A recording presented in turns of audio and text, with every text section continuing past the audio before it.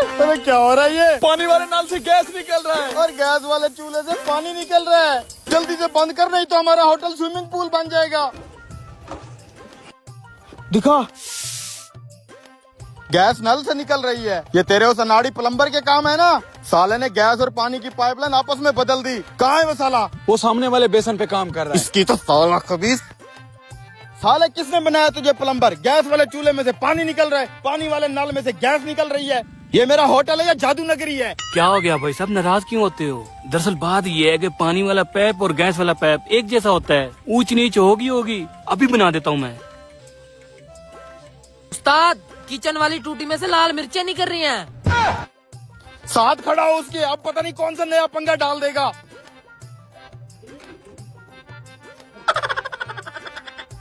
गाँव में ठीक ठीक काम कर ले, अब कोई गड़बड़ मत कर देना। उस्ताद बहुत तपा हुआ है। Tension not.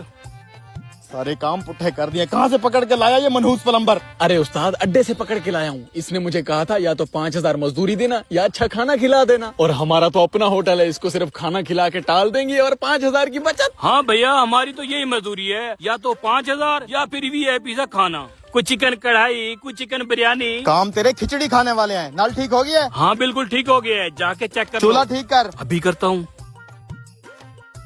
नल ठीक हो गया। तो क्या करूँ, नाचूं? पहले भी तो ठीक ही था ये। अरे उस्ताद, क्यों इतना भड़क रहा है? अगर कोई और प्लम्बर आता तो 5,000 मजदूरी लेकर जाता और इसको तो हम अपने होटल की बिरयानी और चिकन कढ़ाई खिला के टाल देंगे। होगी ना 5,000 की और ये बचत। तो सारे काम उल्टे सीधे कर रहा है वो। अरे उस्ताद, तो टेंशन न ले, नल ठीक हो गया ना, बाकी भी सब ठीक हो जाएगा। उस्ताद जल्दी उधर आ, तंदूर पे रश लगा हुआ है। मैं कस्टमर देखता हूँ, तू उस भैंसे के साथ खड़ा होकर चूल्हा ठीक करा। ये देख उस्ताद, रश लगा हुआ है। सबको रोटी सालन और बिरयानी चाहिए। अच्छा तू जल्दी से रोटियां लगा। भाइयों मैं अभी तुम सबका सालन वगैरह पैक करता हूँ। बराबर चेक कर ले, गैस आ रही है। हाँ ठीक है। अब VIP सा खाना खिला दे, बहुत भूख लगी हुई है। तू वहाँ बैठ, मैं तेरे लिए खाना लेके आता हूँ। ठीक है। ले भैया तेरा सालन। वाह यार, आज तो खूब रश लगा है। उस्ताद, उस प्लम्बर ने सारा कुछ ठीक कर दिया है। अब जल्दी से उसके लिए बिरयानी और चिकन कढ़ाई लगा दो। बिरयानी कढ़ाई सारा कुछ खत्म हो चुका है पुत्र। यही दाल पड़ी है और अब तो मटेरियल भी नहीं पड़ा कि और बना के खिला देंगे उसे। अरे क्या बात कर रहा है उस्ताद, अगर उसको खाना नहीं खिलाया तो 5,000 रुपया देना पड़ जाएगा। नहीं देना पड़ेगा, मेरे पास एक प्लान है। कौन सा? मैं जाके उस प्लम्बर के साथ बैठता हूँ, तू यहाँ खड़ा होकर एक पतीला जमीन पे गिरा देना। हाँ। जैसे ही पतीला गिरने की आवाज आएगी मैं पूछूंगा क्या हुआ, तू कहना उस्ताद चिकन कढ़ाई गिर गई। फिर मैं आवाज दूंगा चलो वो बिरयानी ले आ। फिर तू दूसरा पतीला गिरा देना। पतीले का शोर सुन के मैं बोलूंगा क्या हुआ, तू बोलना उस्ताद बिरयानी भी गिर गई। फिर मैं बोलूंगा अच्छा कोई बात नहीं, वही दाल ले आ, दाल खिला के टाल देंगे। मैं जा रहा हूँ अब।